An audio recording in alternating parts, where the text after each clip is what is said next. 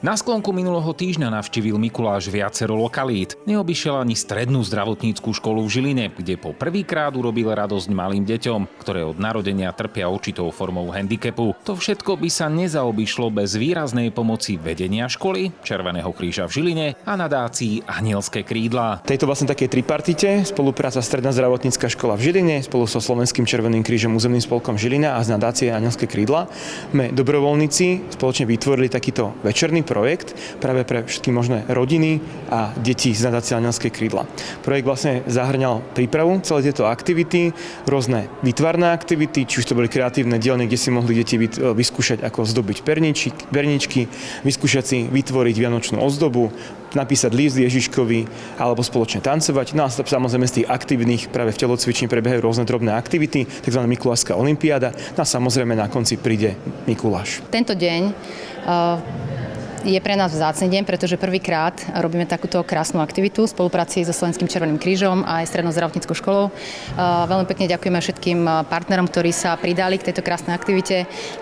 Prišli detičky z rôznych kútov Slovenska, či je to zo Siernika, či je to z Trnavy, či je to z Nižnej.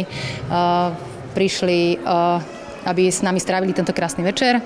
Nadácia spája tieto deti a rodiny, aby tieto deti zažili aj iné aktivity a aby sa cítili, že sú milované a že sú súčasťou celej tejto našej komunity a vlastne, že sú súčasťou našich srdc. Čas, kedy deti čakali na Mikuláša, mohli stráviť viacerými aktivitami. Výrazne pri nich pomáhali aj dobrovoľníci z radou žiakov školy a samotnej nadácie, ktorá už niekoľko rokov pomáha práve handicapovaným deťom. Svojimi aktivitami tak výrazne napomáha rodičom prekonávať ťažké životné situácie. My pomáhame buď finančne, že dávame výzvy, pomáhame rodinám, aby finančne zvládli rehabilitácie, aby zvládli vitamíny, teda príspevky na vitamíny alebo rôzne liečby.